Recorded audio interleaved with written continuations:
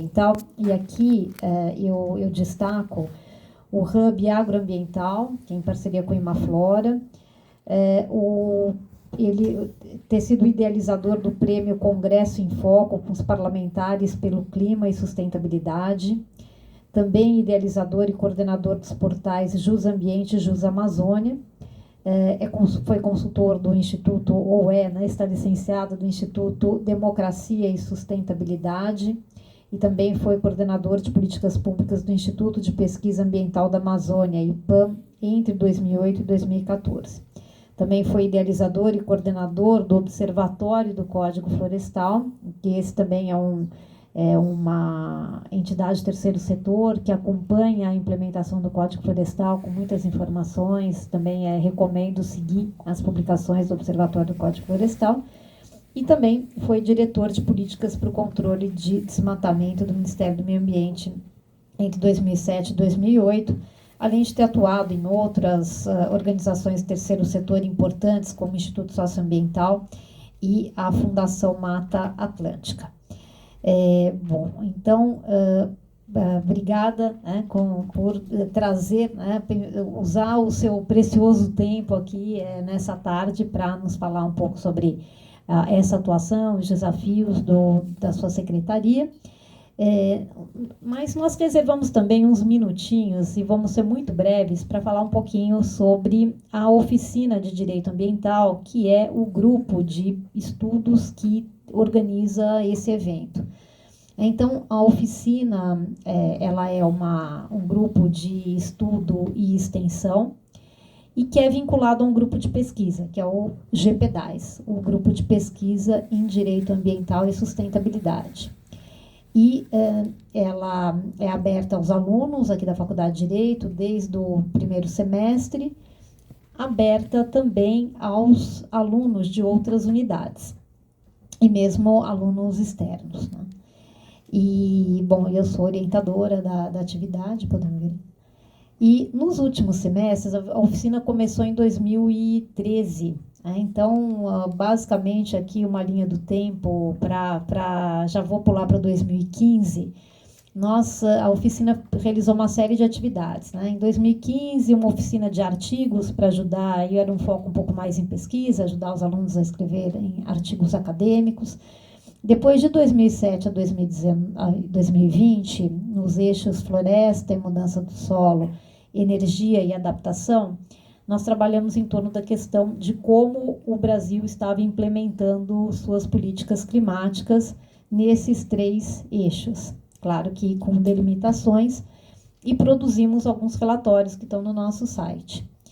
Em 2021 e 2022, também trabalhamos com os temas da litigância climática e dos mercados de carbono, produzindo alguns relatórios, sempre são relatórios voltados a traduzir um pouco para o público leigo essas temáticas. E, finalmente, a partir de 2023, nós começamos a nos interessar e abordar o plano de transição ecológica. Aqui nós temos também o GPDAS, tem um enfoque na relação entre sustentabilidade e economia, a busca de tornar a satisfação das nossas necessidades, a organização da nossa vida efetivamente sustentável. E, então, a questão de um plano governamental de transição ecológica foi um assunto que nos chamou a atenção. Começamos a trabalhar nesse assunto, sobre o qual vou deixar o Stefano falar um pouquinho. Boa tarde, pessoal. É uma honra enorme estar aqui na mesa com o Paulo, com o André, com a professora Ana. Então, eu vou falar bem brevemente, para a gente dar mais tempo para o André compartilhar a experiência dele, sobre as atividades e os produtos que a gente elaborou nos últimos 2, 3 anos. Então, a gente, em conjunto com os alunos, nós fizemos uma série de artigos que foram lançados, que estão disponíveis tanto no nosso LinkedIn quanto no nosso site. Então, como vocês podem ver, muito ligados a políticas ambientais. Então, a gente vai desde a questão do lítio, autoridade climática no Brasil, conforme está previsto no SBCE, enfim, legislação climática. Então, a nossa ideia com esses artigos foi dar essa possibilidade de pequenos artigos, né, dessa inserção, principalmente para os alunos de graduação, para terem esse primeiro contato, não necessariamente para fazer um artigo já robusto, mas para ter esse contato, interesse dentro do direito ambiental, para futuramente desenvolver, né, maiores artigos, se interessar pelo tema, e para a gente aprimorar essa quantidade de advogados ambientalistas e ambientalistas no geral.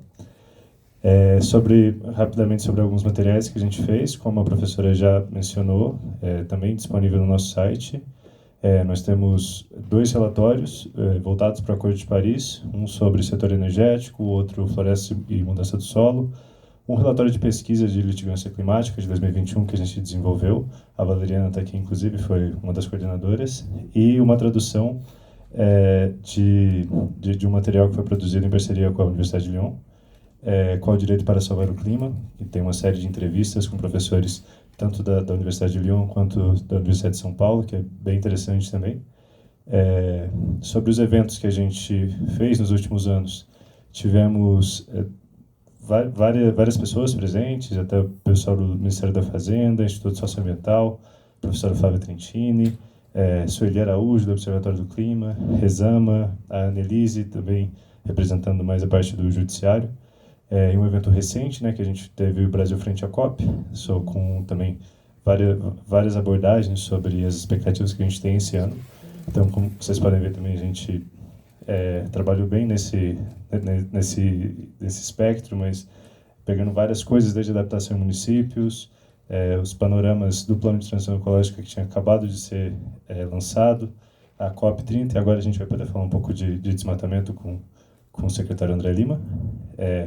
Uma coisa muito interessante que a gente lançou ano passado é a formação em escolas. Então, isso foi idealizado pelos próprios alunos da oficina, que disseram que faltava essa integração diretamente com as escolas, né, não só com a graduação. Então, falar nominalmente aqui o Caio Tomiato, Franciele Amorim, Henrique Púpio, Vitor Vale e Vinícius Arada. Então, parabenizado também por tocarem essa iniciativa, que a gente teve contato tanto com o Cursinho Arcadas, quanto com a Escola Estadual da Moca, e foi bem interessante. A gente, inclusive, recebeu o convite agora do Instituto Federal do Mato Grosso, enfim, a gente vê que está semeando, né, esse projeto.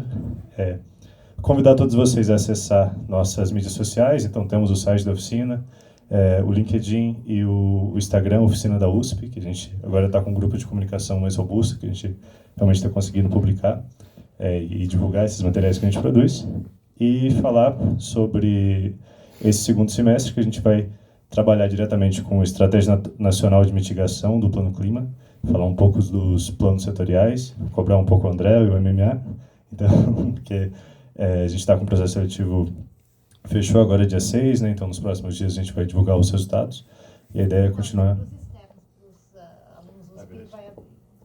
Perfeito, perdão. Para os externos e para os alunos USP, a gente vai abrir dentro do sistema. E uma coisa bem interessante desse semestre é que a gente vai abrir também para alunos da arquitetura e da saúde pública. Então, para obedecer para ampliar, né, mais os horizontes da oficina de Direito Ambiental, a gente percebeu o interesse de muitos alunos de outras faculdades. E aí, basicamente, novidades e produtos. A gente vai ter continuidade com esse projeto de educação ambiental, continuidade com elaboração de artigos. Isso aqui era o antigo, né? Não vai ter podcast, assim, mas diálogos voltados para a COP30. Finalmente passamos para a estrela do dia, secretário André Lima. Muito obrigado. Já? Já. Falar para usar isso aqui? Pronto. Boa tarde, amigos e amigas. Uma alegria estar aqui em casa, né? Como apresentou, a professora Ana nos deu. Quando eu recebi esse convite do Stefano, fiquei bem feliz, assim, dei meu jeito de estar aqui. Eu moro em Piracicaba, não é muito longe, né, mas trabalho em Brasília, né, e vou toda semana, vou e volto, e deu certo de estar aqui com vocês hoje. Estou aqui com a minha assistente, Ana Clara, ali, ó, dá um tchauzinho para todo mundo conhecer. Tá? Diz ela que quer fazer direito, vamos ver, né? Minha filha mais nova, uma alegria estar com você aqui, Ana. Considerando que meu pai fez direito também, então a geração está melhorando, né? Mas eu gostei muito dessa foto. Bota aquela foto lá de novo. Eu me senti de novo candidato a deputado, sabe? Olha aí, não parece? Eu não vou perguntar se vocês votariam, porque está sujeito a não ter respostas muito... Mas parecia mesmo os panfletinhos de quando eu fui candidato. Fui candidato 3 vezes, não está no meu currículo aí, 2010, 2014 e 2018, exatamente nessa agenda para trazer essa pauta da sustentabilidade para dentro da política, né? Então, tudo que eu vou compartilhar com vocês hoje aqui, um pouco da minha história e um pouco do que a gente está enfrentando lá no governo hoje, exatamente hoje, né? Tem a ver com essa vamos dizer assim, esse propósito, né, de trazer para dentro da política a sustentabilidade, né? Não tem, dentro da lógica de que não tem sustentabilidade se não tiver democracia.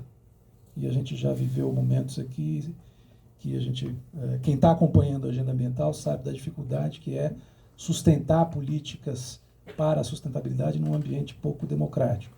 E, ao mesmo tempo, não tem democracia que sobreviva a um país insustentável do ponto de vista ambiental, né? As crises sociais, né, derivadas de toda a exclusão do acesso aos bens ambientais básicos, né? Não por acaso a maior parte da poluição está nas periferias, né, dos esgotos, dos lixões, a falta de áreas verdes, né, mobilidade, etc. Então, isso conduziu praticamente toda a minha trajetória.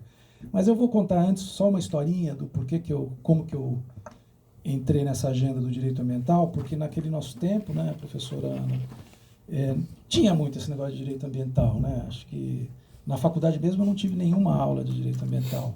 Depois que você formou. Eu me lembro que eu fiz um trabalho de direito ambiental internacional no meu último ano. Aliás, eu passei a faculdade inteira sem usar computador, né? Que deve ser assim diferente para alguns de vocês aqui. Mas assim, como é que eu fui tocado, né, pela agenda ambiental? Só compartilhar um pouco dessa história, já que eu estou aqui na minha querida Sanfran. Mas eu estava no segundo ano, na metade do curso exatamente, né, e estagiário de direito tributário, aquele estilo coxinha, Avenida Faria Lima, né? Salário bom de estagiário, viu? Não sei hoje se pagam para trabalhar meio período 2 salários mínimos. Alguém estagiário aqui recebe isso? Salário bom. Feliz da vida e tal, mas aí entrou uma professora substituta da substituta de filosofia do direito, assim, alguém que veio preencher uma vaga aqui que o professor não veio, o substituto não estava aí. Poucos alunos ficaram e aí a aula virou um bate-papo. E ela falou assim: cara, vocês querem mesmo ser advogado, juiz, promotor, procurador? Não tinha muito essa coisa da era digital, era tudo no papel, um monte de processo, não sei, quem trabalhou naquele tempo já viu, né? Um processo para todo lado, vocês pepino, conflito, é isso que vocês querem mesmo na vida de vocês? Dá tempo de fugir. Né? Aí eu achei engraçado, interessante aquela aula, né? E aí ela disse assim: você, tal, o que você gosta da vida? O que te toca o coração? Não tinha esse negócio de Instagram, né, naquele tempo. Quando você abre uma revista, né, que faz assim seu coração bater forte, vontade de fazer alguma coisa. Aí eu já comecei a pensar, Aí uma falou: eu gosto de esporte. Bom, então você assim, ou abandona a faculdade de Direito, vai fazer educação física, certo? Ou vai trabalhar com direito esportivo. Não é isso? Porque você vai lidar com os esportes, as regras do esporte, os contratos de jogadores, de eventos esportivos. Você vai ser feliz, né? Aí um outro falou lá: eu gosto de literatura. Bom, então você abandone a faculdade de Direito e vai fazer, né, letras. Ou então vai trabalhar com direito autoral, né? Porque você vai lidar com os artistas, com a criação, com os contratos de eventos, com contratos de obras, de arte, museus. Tem regras para tudo isso, né? De relações sociais, direito e tal. E eu pensei assim, falei, eu gosto de ir para o mato. Eu gosto de curva de rio, gosto de mar, praia, floresta. E naquela época eu namorava uma bióloga, né? Ou também estudante de biologia. Eu falei, o que me resta é abandonar o direito e fazer biologia. Está aqui com o professor, que ele fez o caminho inverso, né? Está fazendo mestrado em direito.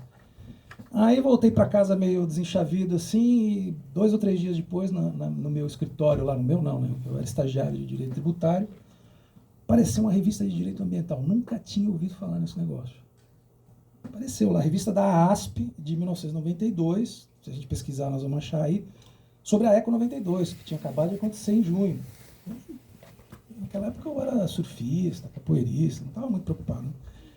Peguei aquela revista, li a revista inteira, cheguei no meu chefe naquela tarde, pedi demissão. Falei, chefe, vou trabalhar com esse negócio aqui. Mostrei para ele a revista. Ele deu uma gargalhada, não vou falar o nome dele.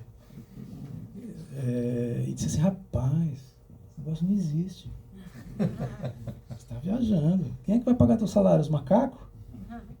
Eu falei assim, imagina se eu não tivesse convicção, né? Já tinha desistido na hora, assim, né? Falei, Rodrigo, não vou falar o sobrenome.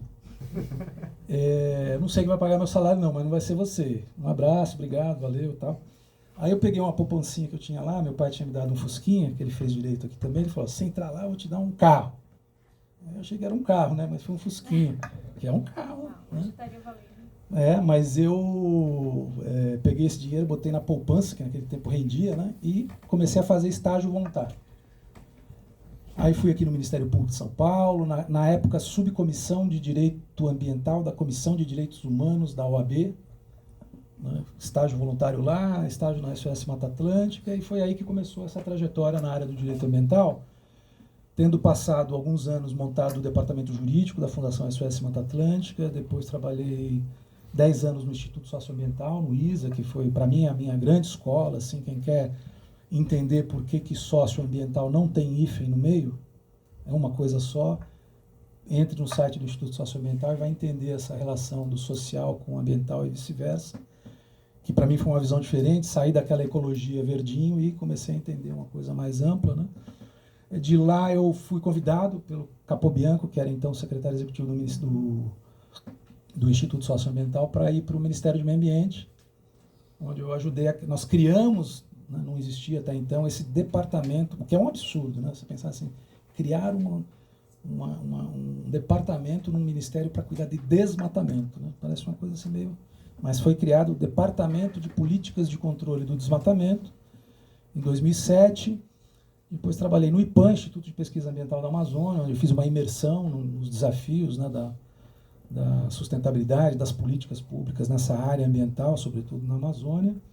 E aí tive a oportunidade também de ser secretário de Meio Ambiente no Distrito Federal, Brasília, que também é uma coisa interessante, que é ao mesmo tempo secretário municipal e estadual, né?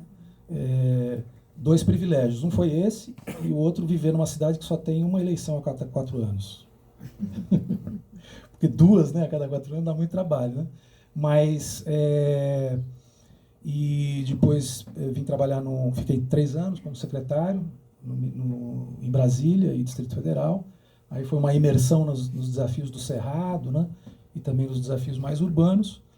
Depois desenvolvi vários projetos no Instituto Democracia e Sustentabilidade, onde também trabalhei fortemente nessa agenda de monitoramento, acompanhamento do Congresso Nacional. Então, assim, praticamente toda a trajetória, até assumir essa secretaria no Ministério do Meio Ambiente, e é aqui que eu quero chegar com essa história toda, foi em buscar superar o abismo que existe entre o direito, a política e a gestão e o resultado, né? Para quem já leu aqui o artigo 225 da Constituição, que fala do direito ao meio ambiente ecologicamente equilibrado, bem de uso comum do povo, e essencial à sadia qualidade de vida, incumbindo ao poder público o dever de proteger e preservar para as presentes e futuras gerações, é lindo.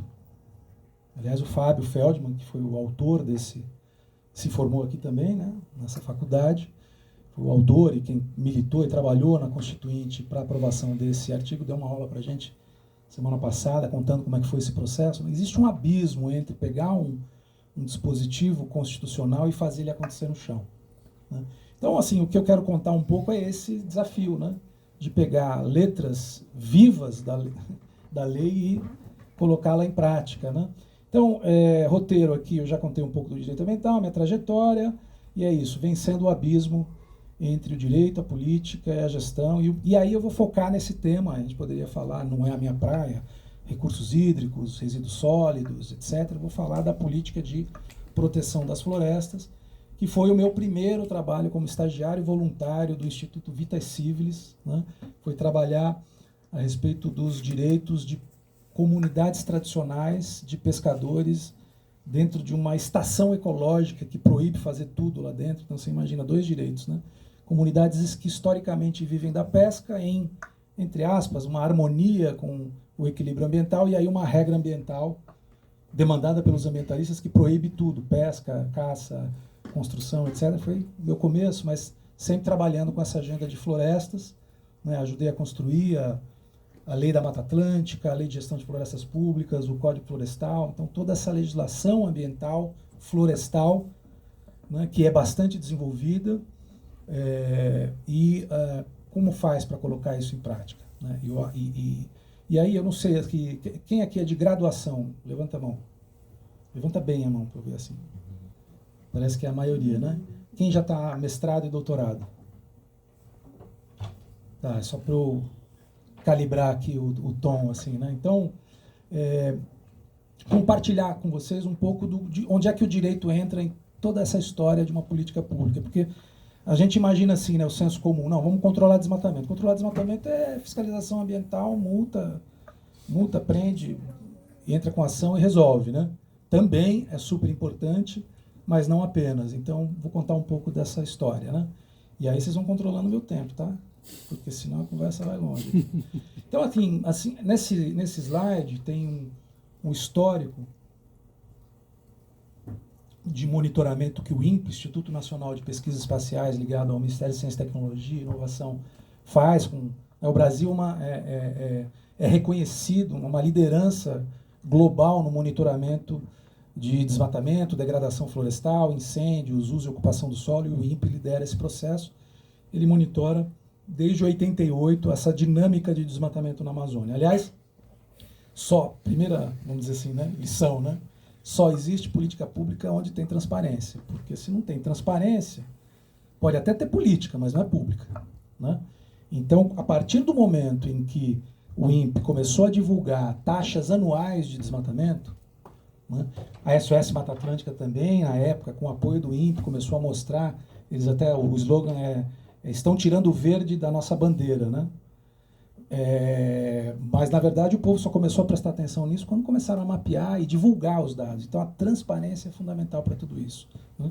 Então, a gente tem um primeiro momento, né, aí, o desmatamento ali, a primeira coluna da esquerda, ainda não é a maior taxa de desmatamento da história, mas é quase a maior. Está lá com 27 mil quilômetros quadrados por ano de floresta derrubada na Amazônia. Isso é o ano de 2004, né? Eu estou olhando meio de longe aqui.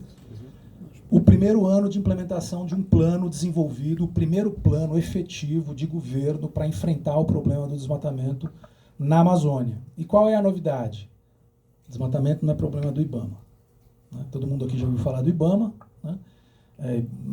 Até então, o problema era do IBAMA, não era nem do Ministério do Meio Ambiente, e a partir dali passou a ser um desafio, um problema de governo, ao ponto de se criar uma comissão envolvendo 13 ministérios para que os ministérios desenvolvessem políticas convergentes com a redução do desmatamento. Porque não adianta nada a gente dobrar, triplicar a fiscalização ambiental se o Ministério da Agricultura bota plano safra para aumentar a produção com desmatamento, se o Ministério do Transporte rasga a Amazônia com N estradas sem nenhum planejamento e por aí vai. Então, a partir deste plano, que a gente chama de PPCDAM, Plano de Prevenção e Controle do Desmatamento na Amazônia, vejam o que aconteceu em 5 anos, né?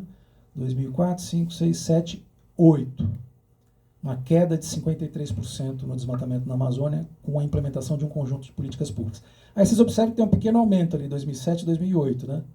Aí eu brinco, foi quando eu fui para o Ministério do Meio Ambiente e aumentou o desmatamento. 2007 e 2008. Quando eu cheguei em 2007, estava todo mundo comemorando 3 quedas consecutivas do desmatamento. Aí eu sentei lá e a primeira coisa que eu fui fazer é me informar do que estava acontecendo a partir dos dados disponíveis, com a melhor tecnologia disponível, análise de dados e tal. Eu falei, gente, olha, eu não tenho bola de cristal, mas o desmatamento vai aumentar. Mas por quê? Por A mais B mais C mais D e tal. Expliquei o porquê que, na minha opinião, ia aumentar e a gente tinha que mudar a política. A partir dali, a gente conseguiu convencer o presidente a mudar algumas políticas interessantes. Uma, bloquear acesso a crédito subsidiado para quem tem desmatamento ilegal. Parece básico, mas não existia isso. Então o cara desmatava ilegalmente, ia no Banco do Brasil, pegava um crédito subsidiado, né, pelo governo e plantava pasto, plantava soja em área desmatada ilegalmente. Isso era o normal, o histórico, ou seja, dinheiro público financiando desmatamento. Criamos a lista de municípios prioritários para focar as políticas públicas. O governo federal, os governos não dão conta de um território como a Amazônia, né? E aí nós observamos que apenas 36 municípios eram responsáveis por 50% do desmatamento. A Amazônia Legal tem 770 municípios, o bioma Amazônia tem 550 municípios. Então, focando em 36, a gente enfrenta 50% do problema. Então, vamos começar por aí? Vamos. Aí começamos com essa agenda. Então, uma série de políticas voltadas para isso, melhoria de fiscalização, o uso do sistema remoto para... Aí se desenvolveu o sistema de detecção em tempo real, que depois eu vou mostrar aqui, que é o DETER, do INPE, que começava... Hoje eu abro o computador, eu sei como foi o desmatamento do dia de ontem em todos os municípios, quanto desmatou, quanto não desmatou, onde desmatou e não. Mas naquela época não existia, então isso foi desenvolvido, aprimorou-se a fiscalização. Aí o que aconteceu? De fato, aumentou um pouquinho o desmatamento, mas na sequência, na implementação dessa segunda fase da política, o desmatamento caiu mais 64%. Né?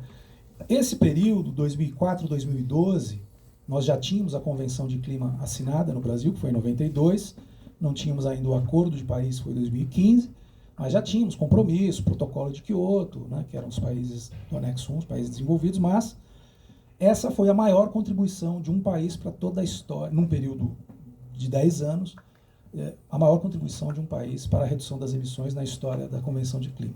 Então, uma política pública gestada pelo governo federal, né, tem um impacto global significativo. Né? Aí é interessante, não vai dar para contar toda essa história, porque ainda tem muita história para contar, mas, bom, foi 83% de queda do desmatamento, significou, mais um clique, uma redução em 90% das emissões líquidas na Amazônia. O que é emissão líquida? É o que emite de gás de efeito estufa, cada árvore tem uma tonelada de carbono que, quando desmata, volta para a atmosfera, né? Mas, quando se cria unidade de conservação em terras indígenas, e foi o período em que mais se criou unidades de conservação em terras indígenas na Amazônia, também você aumenta o que chama de remoção, porque no inventário de carbono a remoção é contabilizada em unidades de conservação em territórios indígenas. Então, vamos dizer assim, em 10 anos, redução de 90% das emissões em toda a Amazônia. Né? E tem um outro dado interessante, até brinco que assim, eu já tenho uma filha, já escrevi um livro, aliás, pude lançar aqui, um deles, né, que é o Direito por um Brasil Socioambiental, em 2002, lancei aqui no Salão Nobre, e aí e dizem que a gente tem que publicar um livro, ter filho e plantar uma árvore, né? Então aí, dá um próximo clique aí. Vai mais 1, 2, 3, aí, volta, aí.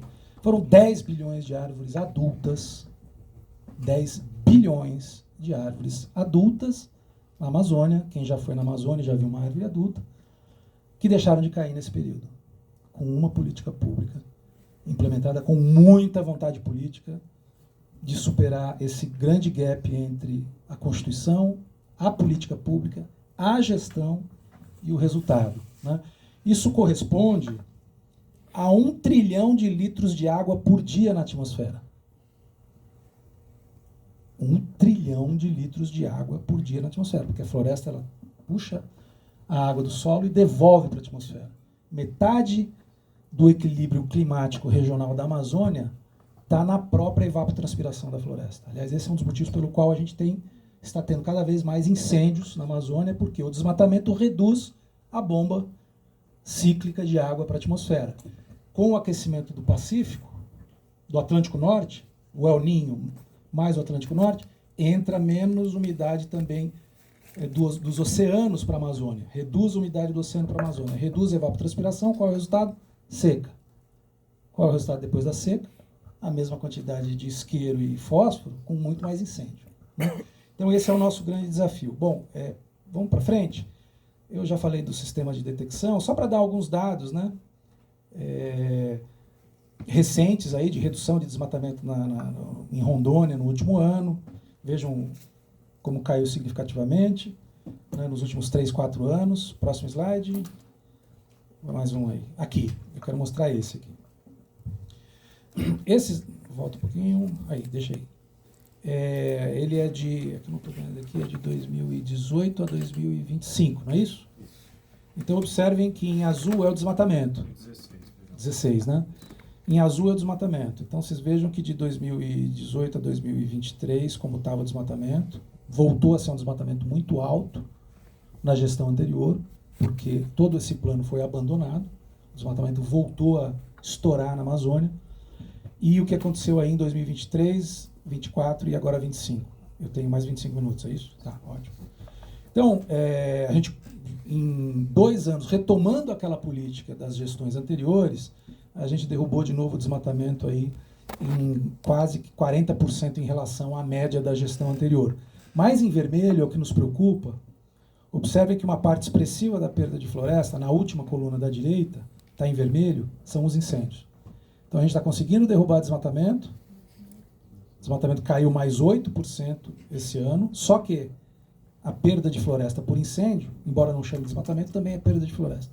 Só que está crescendo os incêndios, né? Então essa é a nossa nova grande preocupação, porque se de um lado o desmatamento na Amazônia emite e contribui com o aquecimento global, tem o efeito inverso. O aquecimento global, as mudanças climáticas impactam no clima e aumentam os impactos dos incêndios na floresta e entra num círculo, né, que não é virtuoso. Próximo.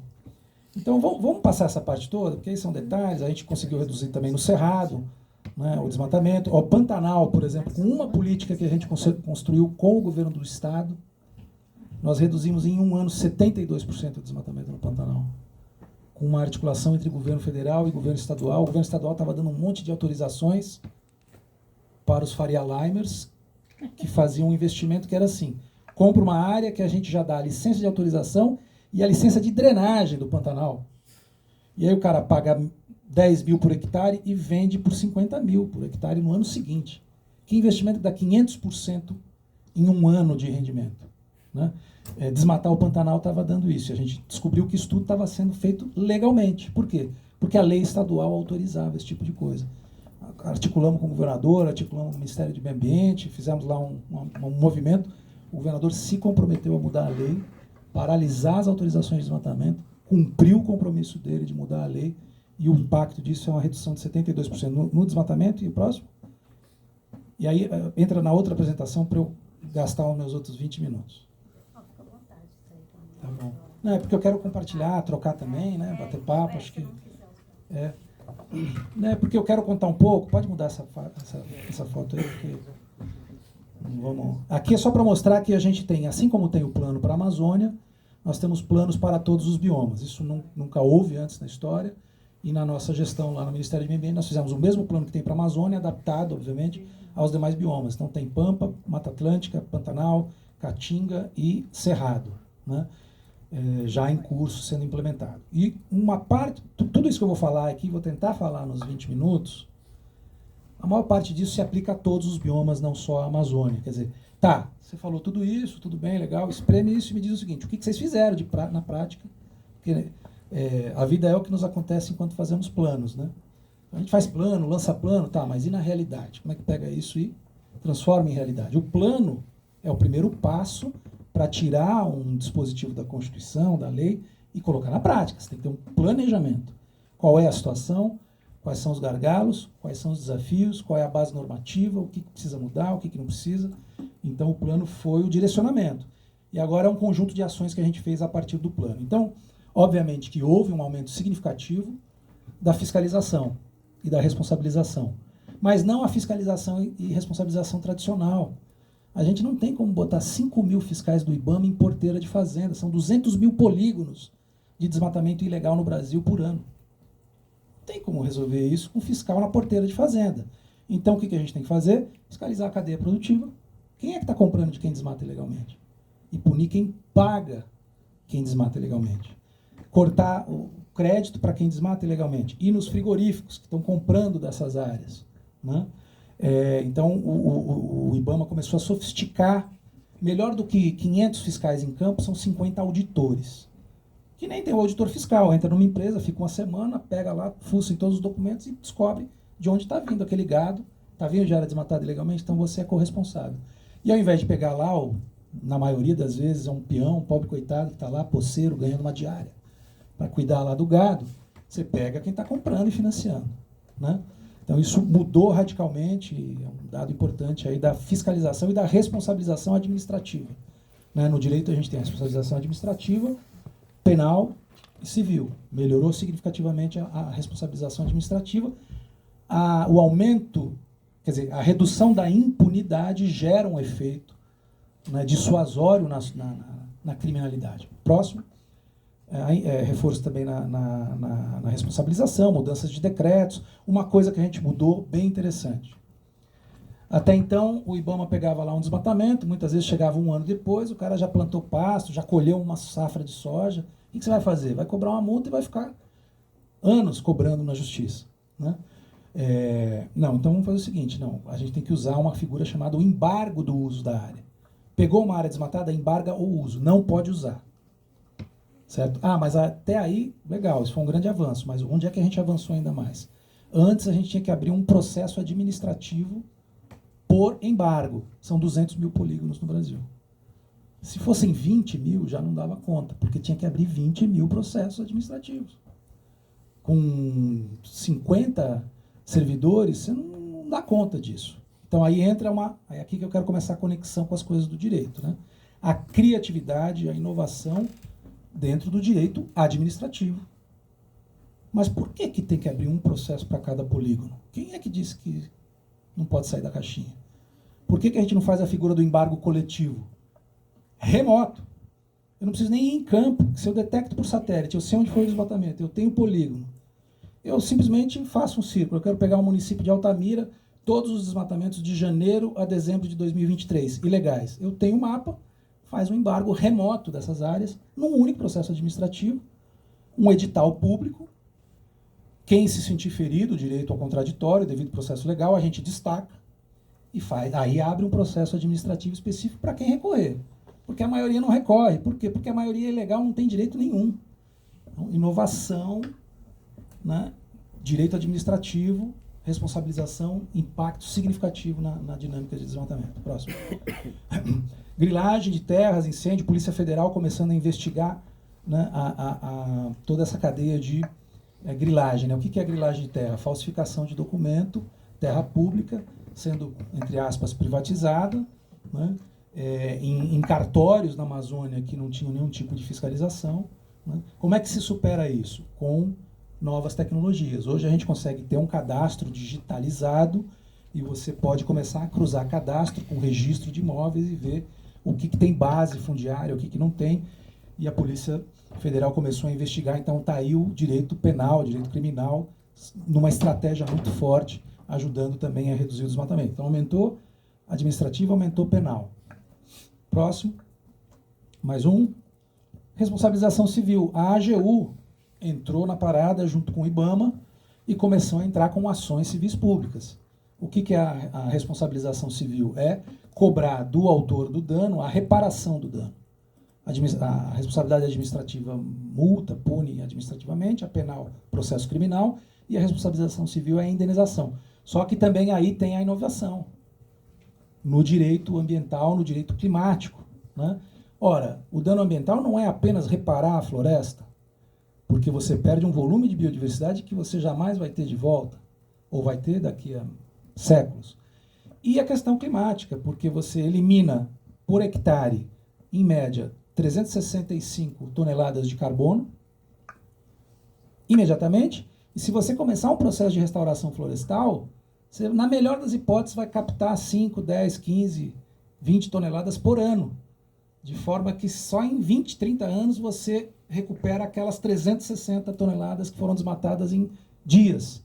Então isso tem um custo, aí vem a economia ambiental, calcula o dano e a AGU começou a cobrar o dano climático além da restauração ambiental, ou seja, as indenizações começaram a ficar milionárias, né? Então também inovação no campo do direito dentro de uma estratégia de controle ambiental, responsabilização civil, administrativa e penal. Próximo. Destinação de florestas públicas, aqui é uma outra agenda super desafiadora. Na Amazônia são mais de 50 milhões de hectares de florestas que ainda não têm destinação. Não é parque, unidade de conservação, terra indígena, território militar, propriedade privada, ou seja, supostamente terra de ninguém, mas na verdade é terra da União e precisa ter uma destinação. Então, começamos a avançar muito, né, na destinação dessas áreas, não dá para contar o detalhe, mas aqui é direito agrário, direito fundiário, né? É muito importante. Com um pouco de conhecimento em direito agrário, a gente conseguiu mudar algumas regras e começamos a agilizar. Até o que o direito agrário dava hoje para solução para comunidades tradicionais, por exemplo? Nenhuma. Concessão de direito real de uso é individual. Os territórios são comunitários. Então, inovação. Vamos criar uma concessão de direito real de uso comunitária. Por que não? Quem disse que não pode? Aí a gente tem que vencer, obviamente, os procuradores conservadores, que certamente nenhum é daqui da São Francisco, né? Que tem que sair da caixinha e começar a pensar nas novas ferramentas. Não está mais ouvindo. Ufa!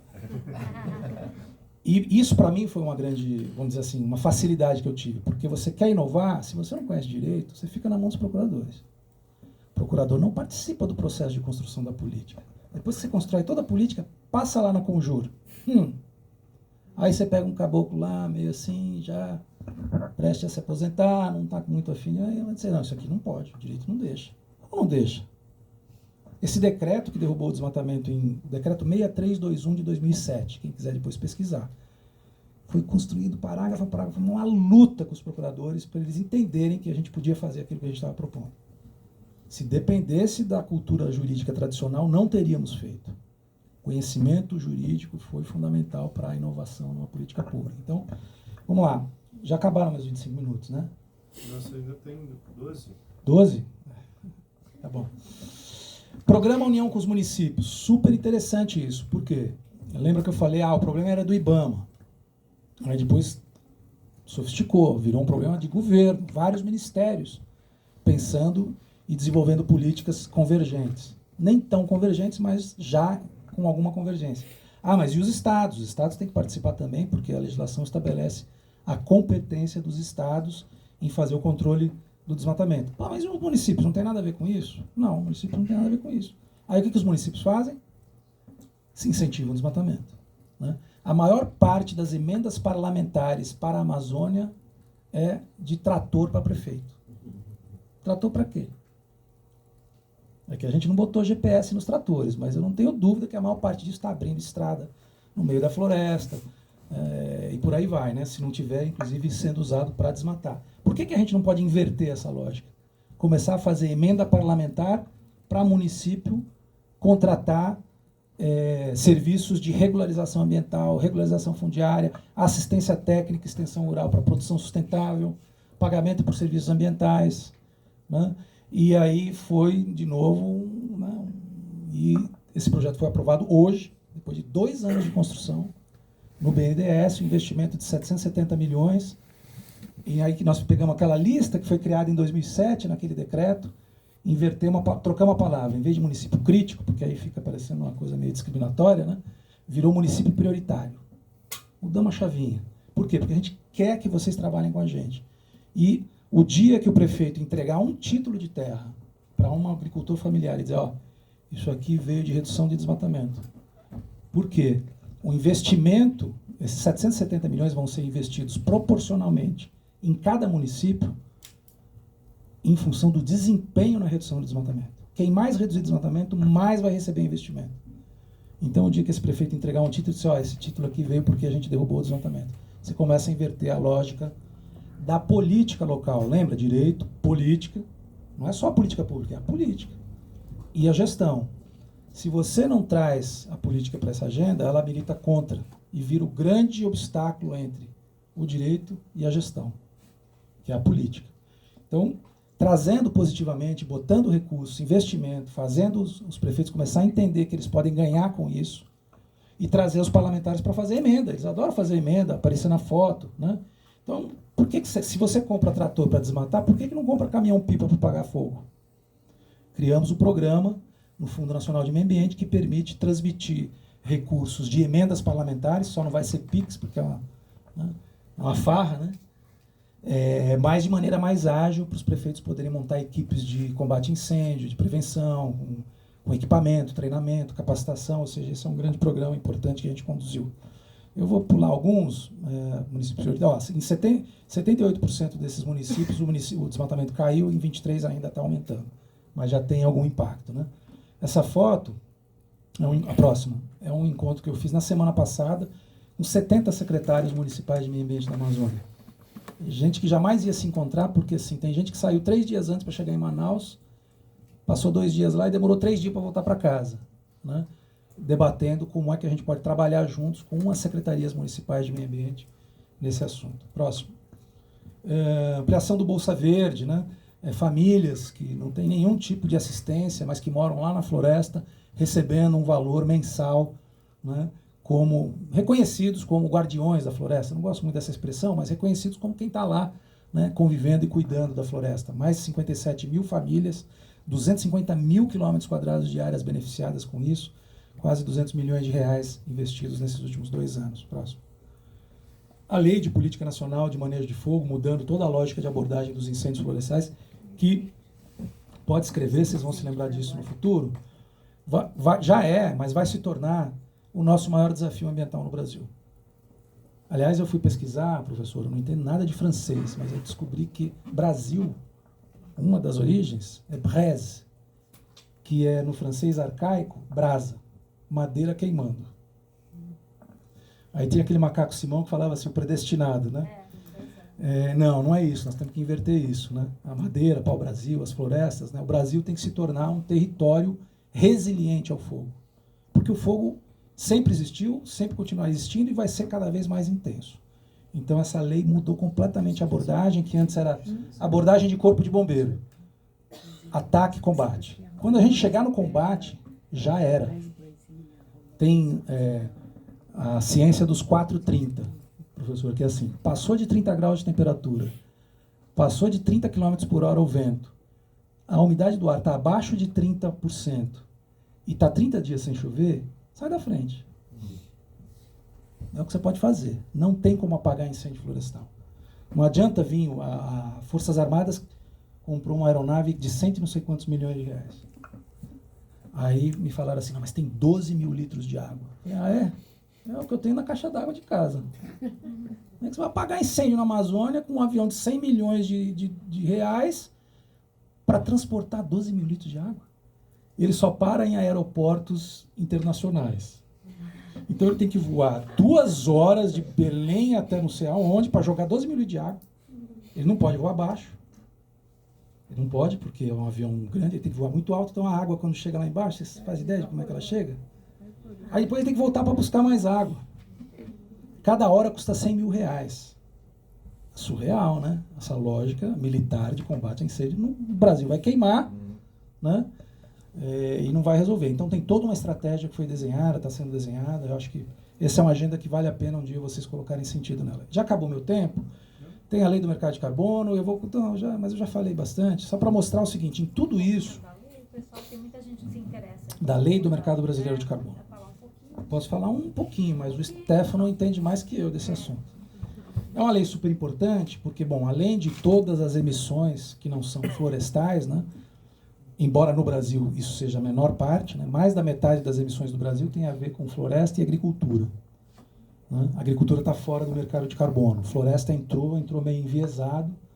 Nós, inclusive, eu recomendo fazer muitos debates para aprofundar a interpretação de como é que floresta entra no mercado de carbono, porque ficou muito... Eu brinco que tem que contratar 5 advogados para interpretar um artigo. Porque tem que ter um especialista em direito público, um em direito digital, um em direito comercial, um em direito internacional e um em direito civil. Porque o carbono como é que chama na natureza jurídica dele? Valor imobiliário. Fruto civil.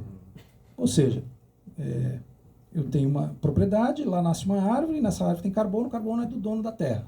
Direito civil é isso. Só que fluxo de carbono não é assim que funciona, né? Fluxo de carbono, quando emite e captura, né, o que a gente precisa é reduzir as emissões. tem o estoque, é importante ter estoque? Mas você paga por todo o estoque de carbono florestal no Brasil, não tem dinheiro que pague todo o estoque de carbono. Não é porque você tem uma árvore em pé que todo aquele carbono que está lá vale alguma coisa. Então a lei ela confunde um pouco nesse aspecto, porque tem muito proprietário rural agora que acha que virou milionário porque tem árvore. Menos mal, ele vai evitar desmatar até ele descobrir que não está valendo tanto, né? Mas eu não quero iludi-los. Então esse é um desafio jurídico, né, de como é que entra essa coisa da floresta no mercado de carbono. Resumidamente, de maneira grosseira, e eu acho que aqui tem eventualmente especialistas, mas assim, o que é o mercado de carbono? Tem gente que tem que reduzir emissões, né? Setores que precisam reduzir emissões de carbono, tem teto, mas não tem tecnologia ou é muito caro reduzir a emissão de carbono. E tem gente que consegue reduzir a emissão de carbono, por exemplo, conservando floresta ou plantando floresta ou captar carbono, né? E o custo dessa redução ou captura é mais baixo do que o custo de investimento para redução em algum setor. Então você tem o trade, o comércio de carbono. Se eu tenho crédito, eu vendo para quem tem débito. E você cria todo um mercado de maneira, desculpa assim, dizer isso aqui na faculdade de Direito é bem superficial, né? Mas tem todo um regramento. Eu brinco que a gente tem uma unidade lá no Ministério do Meio Ambiente que trata do REDD, que chama REDD+, Redução de Emissão por Desmatamento e Degradação Florestal. Eu brinco que é a ciência que 5 pessoas no mundo conhecem. E o resto tudo finge que sabe. Você senta numa reunião, assim, todo mundo concordando, você entendeu? Mais ou menos. Ah, tá bom, mas concorda? Então, bom. Os 3 que entendem saem felizes da vida, porque convenceram todo mundo. É muito difícil, cheio de nuances, né? Cheio de interpretações, e eu brinco que a lei de licenciamento ambiental, que eu sei que vocês devem perguntar alguma coisa aí depois, né? E a lei de carbono vão dar muito trabalho para advogado, né? Eu não sei se isso é bom ou ruim, provavelmente não é tão bom assim, mas nós vamos ter que estudar muito essa lei de carbono, porque a sua implementação está cheia de nuances, né? Mas pode ajudar nessa estratégia global de redução de emissões, porque de fato tem emissões que é muito mais fácil evitar e outras que vão ser muito difíceis, né? E aí eu concluo, vamos ver se tem mais alguma coisa muito relevante aí. Retomada do Fundo Amazônia, bilhões de reais investidos só uma imagem do Fundo Amazônia que eu acho legal, volta um slide aí. Mais um. Aí. Olha essa dinâmica de doações para o Fundo Amazônia. Olha o que aconteceu de 2018 a 2020. 0. Olha o que aconteceu de 2023 a 2024. Como a gente voltamos a... Vocês já ouviram essa frase? O Brasil voltou. Voltamos a captar recursos para investimento na agenda ambiental da Amazônia. Infelizmente, isso tinha sido totalmente paralisado, né? São bilhões de reais. Oi? Você participou do pacote verde no STF, inclusive. Participei. Aliás, eu fui um dos autores. Você vê como dizem assim, o mundo dá voltas, né? Cuidado com o que pedes, porque terás, né? Eu fui um dos autores de uma ação de inconstitucionalidade, na verdade a DPF, Ação por Descumprimento de Preceito Fundamental, contra o governo, gestão anterior, que não estava mais implementando esse PPCDAN. A decisão saiu 2 dias depois que eu tinha assumido o cargo de responsável por implementar todas aquelas medidas. E aí eu virei réu da ação que eu fui autor, e o Supremo disse assim, agora faça. Não, peraí, calma, não, você não pediu, agora faz, né? É assim, a vida é assim. Vamos lá. Mais uma. Aqui um programa de pagamento por serviços ambientais, isso é super legal. Agricultores familiares em assentamentos que têm mais de 50% de floresta na sua propriedade, recebendo até R$30 mil por ano como um pagamento por serviços ambientais para manter essa floresta. Nós estamos com 6.324 inscritos, esse ano 1.200 já receberam. É um desafio tecnológico, social, burocrático, jurídico, fazer esse dinheiro chegar ao PIX na conta deles lá. Porque assim, os assentamentos já não são, os beneficiários já não são aqueles mais originais, a maioria está irregular, ou não tem CPF, ou não tem, é um desafio fazer essas coisas acontecer e a muito custo a gente está conseguindo tirar da inércia e ter uma escala minimamente razoável de PSA na Amazônia. Pode passar para frente, investimento, captação, aí, trazendo os investidores para essa agenda, né? Esse pessoal do mercado financeiro, o direito financeiro, né, é muito criativo para fazer ganhar dinheiro. É muito criativo. Eu não consigo acompanhar. Não sei se alguém aqui estuda direito financeiro, né? Do mercado financeiro. Do mercado financeiro. É um negócio assim, os caras dão nó em pingo d'água 3 vezes, né? Mas não usa essa criatividade para fazer finanças sustentáveis. Não, finança sustentável é muito difícil, tem que comprovar que vai gerar renda, emprego, cadê o estudo de análise de impacto regulatório? Cara, para desenvolver tudo que vocês fizeram estudo de impacto regulatório dos investimentos que vocês fazem aí em petróleo, não sei o quê, parará, e vão fazer para investimento verde? Não, tem que provar quantos empregos a gente vai gerar com esse investimento para poder reduzir o risco do investidor. Mas esses caras começaram a se sensibilizar com esse plano de transição ecológica. O ministro da Fazenda é o nosso principal aliado hoje no governo federal. Tá? O Fernando Haddad é um aliado de primeira ordem. Ex-presidente do 11 de agosto. Ex-presidente do 11 de agosto, ex-aluno daqui. E o Geraldo Alckmin, vice-presidente da República, ministro do Desenvolvimento, Indústria e Comércio, também eu diria que são os 2 principais aliados da nossa pauta socioambiental hoje. Paulista também, não sei se ele é médico, né? Não é formado em direito. Então, criaram green bonds para captar investimentos, para investir em melhoria de produção agropecuária em áreas já desmatadas, o que é uma coisa fundamental, né? O Brasil não precisa desmatar mais um palmo para aumentar significativamente a sua produtividade ou ser o que é, né, como grande exportador e produtor. Tá certo que a gente precisa alimentar melhor o povo, né, mais e melhor, de maneira mais justa, mas em termos de quantidade, em termos de política macroeconômica, porque é isso, na verdade, a política agrícola brasileira é 1/3 do PIB, né? Mas eles começaram a captar recursos para investir em melhorar a produção em áreas já desmatadas, com uma série de critérios para não reinvestir o ganho disso em novos desmatamentos. Então tem toda uma formulação feita aí de direito financeiro, direito público. Eu vou concluir, amigos, acho que está bom, né? Mudança em todas as regras de acesso a crédito, que a gente conseguiu mudar, né? Também no Banco Central. Isso envolve mudança de normas do Banco Central super importantes, impedindo o acesso a crédito para quem desmata ilegalmente. Com isso eu termino, pode concluir aí, tá ótimo, não precisa ir até o fim, não. Assim, para mostrar que existe um enorme desafio, como eu falei, né, entre o direito, a política, a gestão e os resultados, e isso só se faz com muita ciência, com muita consciência e muita vontade política. Então, isso pode ser feito tanto no poder público, nas diferentes esferas, federal, estadual, municipal, mas pode ser feito também por iniciativa privada, onde quer que vocês estejam, assessorando, como consultores, como advogados, como CLO, né? Como é que não? Mas com o legal, né? Chief Legal, não sei o quê. Onde quer que esteja, vocês podem também conduzir agendas que podem ter impacto significativo, mesmo que seja local, é uma grande contribuição. Eu estou feliz de estar aqui. Desculpa se eu falei demais, mas estou à disposição, tá? Grato.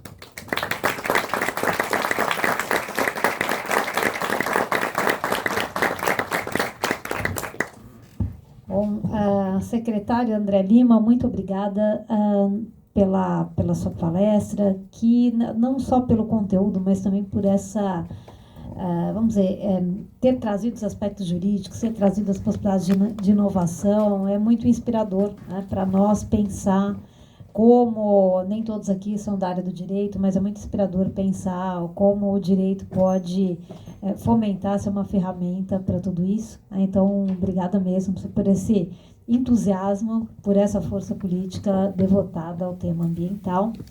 Eu vou passar agora, nós vamos ter logo uma sessão de perguntas, vamos passar para o Paulo Sano, que vai fazer uma rápida reação aqui com alguns comentários à fala do André Lima. Boa tarde, André, boa tarde a todas e todos. Antes de tudo, quero agradecer pela sua fala, como de fato falou a professora Ana, muito inspiradora, né, e muito alvissareira, então acho que isso é muito bom. Como biólogo, e aí eu digo toda uma categoria profissional, a gente tem acompanhado muito de perto, né, as coisas que acontecem, sobretudo relacionadas ao desmatamento, e queria parabenizar, né, porque de fato a gente vê que temos tido avanços muito significativos e muito importantes nessa área. Então, acho que sua fala só corrobora algo que, de fato, a gente verifica do que tem acontecido ao longo desses anos em que vocês têm tomado a frente dessas questões. Então, muito obrigado, eu agradeço em nome de todas as pessoas que defendem, né, as florestas, os cerrados e todas as áreas naturais aqui desse país. Dois aspectos que eu queria só mencionar, e talvez se você pode se sentir à vontade para comentar, acho que um aspecto importante do trabalho ligado ao desmatamento, né, o combate ao desmatamento, é que ele traz não só a conservação do ambiente em si, ou da floresta, o que a gente está chamando de floresta, na verdade, é essa entidade que é guarda-chuva, né? Isso. Mas tem toda a questão da sociobiodiversidade que é preservada. Esse é um país em que comunidades tradicionais, pequenos produtores, quer dizer, todo o Brasil profundo, ele vive de forma muito integrada a essa biodiversidade, né? Então, é isso que eu estou chamando de sociobiodiversidade. Como você falou do socioambiental que não tem hífen, a sociobiodiversidade também não, né? Então, acho que essa é uma dimensão bastante importante do trabalho que vocês desenvolvem, que é essa perspectiva de também manter o local, que é um local de história, de vida, de geração de cultura e ancestralidade de todas essas pessoas, né? Então, acho que esse tem um ponto muito importante ligado ao trabalho que vocês desenvolvem dessa manutenção da sociobiodiversidade. E a outra questão, você tocou um pouco tangencialmente agora no finalzinho, que a gente é um país que ainda para o bem e para o mal, se a gente fala positivo e negativo, a gente é bastante focado em conservação, em unidades de conservação ou em áreas naturais. E a gente tem discutido muito pouco conservação na matriz produtiva, né? E eu queria saber se vocês têm algum vislumbre, alguma questão ligada a essa perspectiva de fomentar um pouco mais a conservação na matriz produtiva, justamente para evitar o avanço e a ocupação de áreas que são áreas naturais para que haja mais produção. Eram esses aspectos. Excelente. Obrigado. Posso já comentar? Na verdade, tem uma questão que eu acho só para você. Só uma questão que eu gostaria de pedir para o secretário André Lima reagir, e aí a gente abre para perguntas, para sessões de 3 perguntas, é que eu acho que é um conceito interessante para a gente trazer para a discussão, que é o de desmatamento zero, que eu acho que tem muita dúvida, né, como se mede esse desmatamento zero, porque o Brasil tem essas metas de desmatamento zero que muitas pessoas consideram inalcançáveis, né? Então, isso só para você trazer para a gente, para o debate, para a gente entender qual que é a ideia de desmatamento zero que você sempre traz. Obrigado. Ótima pergunta. Sinal de que está prestando atenção nas aulas, né? Muito bom. Bom, professor Paulo, ótimas ponderações. E, de fato, esse é um dos patrimônios, né, do Brasil, é a sua, não só a diversidade biológica, mas a sua diversidade social, cultural, né? O Brasil, eu não me lembro agora o número exato, mas são mais de 250 povos indígenas, né, com suas diferentes culturas, territórios, modos de fazer, viver e se relacionar com o ambiente, né? Mas também são milhares de comunidades quilombolas, né, que também têm um direito territorial garantido na Constituição, e 90% delas ainda sem esse direito garantido. Está garantido na Constituição, mas não virou título de terra, porque existe um conflito fundiário agrário no Brasil, é muito intenso, né? Mas também são dezenas de diferentes categorias do que a gente costuma chamar, para tentar classificar numa expressão, como comunidades tradicionais, né? Então a gente usa a sigla, em Brasília tudo está com sigla, né? Na universidade também, né? Uhum. Eu aqui, ele foi falando a sigla, eu falei, mas vem cá, que isso? Como é que é? PCTs, Povos e Comunidades Tradicionais, né? Então tem toda uma política voltada para isso e tem um enorme desafio. Aliás, hoje, nós tivemos num curso, numa jornada que eu coordeno, que chama-se Líderes pelo Desmatamento Zero, a aula com o professor Ricardo Abramovay, da FEA, USP aqui, uma pessoa genial, assim, e ele disse o seguinte, olha, tem uma, vamos dizer assim, não é uma inconsistência, mas é algo que a gente pode aprimorar na nossa militância pela proteção das florestas, é que, tudo bem, a gente tem que proteger as florestas, mas onde não tem mais floresta, tem que ter sustentabilidade. E ele foi além do óbvio, ele falou, olha, a 10 centímetros abaixo do solo, 20, a gente tem 50% da biodiversidade do planeta. Em fungos, bactérias, insetos. E o processo de interação, né, não é só a emissão, também emissão de gases de efeito estufa, a interação da biodiversidade no solo é super estratégico e importante. Por quê? Porque o Brasil consome muito fertilizante. A gente chama de fertilizante, né? Pesticida, agrotóxico, né? Então, assim, não adianta proteger toda a floresta, linda e maravilhosa, e aonde a gente não tem floresta, melhorar o uso com veneno. Aí ele tem toda uma aula interessante mostrando que isso tem, obviamente, os impactos na saúde, mas o impacto na saúde que, inclusive, compromete a floresta, direta e indiretamente. Então, é muito interessante essa visão dele, né, porque a gente tem pouca biodiversidade nos sistemas alimentares. Mais de 80 mil espécies de plantas, mais de 7 mil espécies de plantas estudadas, milhares de plantas que eles chamam de punks, não sei se vocês já ouviram falar, plantas alimentares comestíveis, mas 75% do que se produz de alimento no mundo são 6 produtos, né? Milho, soja, arroz, batata, não sei o quê, trigo.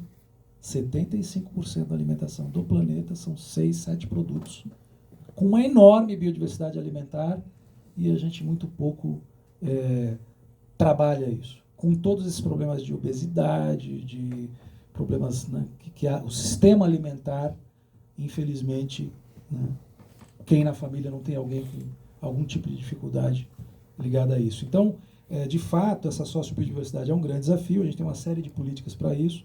Uma delas eu citei rapidamente, que foi, por exemplo, aquela inovação das concessões de direito real de uso, que antes eram individuais por pessoa para comunidades. Porque se você sai dando concessão de direito real de uso para cada família, daqui a pouco eles saem vendendo tudo, acabou. Você dá para a comunidade tem que estar lá cuidando da área. Então, isso é uma inovação, nós vamos beneficiar 300 comunidades, mais de 1 milhão de hectares na floresta amazônica nos próximos 2 anos, com essa mudança, né, de chave para tratar o problema, né? E a questão da conservação, acho que você falou da outra questão, focada em conservação na matriz produtiva, eu já acabei respondendo junto, né? E o que é esse tal de desmatamento zero? Parece meio coisa assim de, né, ilusão, né? Desmatamento zero. O cara acabou de falar que são 200 mil polígonos de desmatamento por ano e está falando em desmatamento zero até 2030. Né? O que é essa lógica do desmatamento zero? Não é o desmatamento absoluto zero. Não é. A estratégia é investimento pesado naqueles 3 primeiros slides meus lá de responsabilização administrativa, penal e civil, ou seja, eliminação do ilegal. Ah, mas não vai conseguir eliminar. Não vai ter um resíduo. Quanto que é esse resíduo? Vai depender da nossa competência. Pode ser 5, 10, 15, 20%. A gente já reduziu o desmatamento na Amazônia em 85%, de 2005 a 2012. Por que nós não podemos fazer isso de novo? Com muito mais tecnologia, com muito mais apoio, inclusive, da própria sociedade, cobrança, etc. Então, vamos supor que a gente consiga reduzir em 90% o desmatamento ilegal. Significa que vai ter 10%. O que é esse 10%? São 100 mil hectares. 10%, 1 milhão de hectares, até alto. 100 mil hectares ano de desmatamento ilegal. Ainda vai estar acontecendo. Guarda na garagem, no estacionamento. Aí tem o desmatamento legal, porque a lei autoriza também na Amazônia desmatar 20% de cada propriedade. Também vai continuar tendo obra de infraestrutura que vai ter que abrir. Né? Então, é mais difícil, porque se o desmatamento é legal, você não tem como punir, você só tem como incentivar o não desmatamento. Então, aí a gente tem que usar a criatividade financeira para usar os sistemas econômicos, pagamento por serviços ambientais, projetos de carbono, incentivos econômicos, crédito subsidiado, e também usar desincentivos econômicos. Né? Não do jeito como o Trump está usando, mas a gente pode começar a sobretaxar quem desmata ilegalmente. Quem desmata legalmente. Pode desmatar? Pode. Mas vai ter desestímulo. Nós não vamos dar isenção para quem desmata legalmente. Pode desmatar. Usa dinheiro seu, não pega crédito público e não vai ter isenção. Agora, quem não desmata tem isenção. Você tem mecanismos tributários, financeiros, econômicos. Qual vai ser a taxa de sucesso? 50%? Vamos supor que seja 50%. A gente consegue derrubar em 50% o desmatamento legal. Hoje ele é pequeno na Amazônia. Então, se eu reduzir em 50%, vamos supor que eu tenha mais 100 mil hectares de desmatamento legal. Ou seja, a gente chega em 2030, a taxa de 2030 é 100 mil hectares de desmatamento legal, 100 mil de ilegal. Conseguimos reduzir em 80% o desmatamento, mas esse é o resíduo. Bom, isso aqui nós vamos investir em restauração florestal e em regeneração florestal. Muito do desmatamento na Amazônia, a floresta está regenerando. Então a gente precisa ter políticas para manter, incentivar e aumentar a regeneração. De forma que, a partir de 2030, a resultante é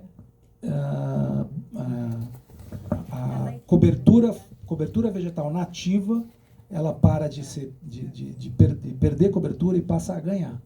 Então a meta é, a partir de 2030, a gente restaurar e regenerar mais do que desmata e reduzir ao máximo possível o desmatamento. Essa conta ainda não é líquida zero de carbono, mas ela em termos de área de cobertura vegetal nativa, outros serviços ambientais, ela é zero. Então, esse é o desmatamento zero que a gente busca até 2030. Agora, chegar lá é um desafio. Outra coisa é se manter, porque com incêndio florestal, com pressão econômica, então tem o desafio de chegar, depois tem o desafio de manter. Por isso, daqui a 5, 10 anos, eu quero alguns de vocês aí assumindo essa responsabilidade conosco, tá? O Stefano já está, porque ele faz parte lá da nossa gestão de líderes pelo desmatamento zero, mas nós queremos mais. Todos convidados. Bom, agora nós vamos abrir para perguntas. Então, tem aqui, ali, e vamos pela ordem.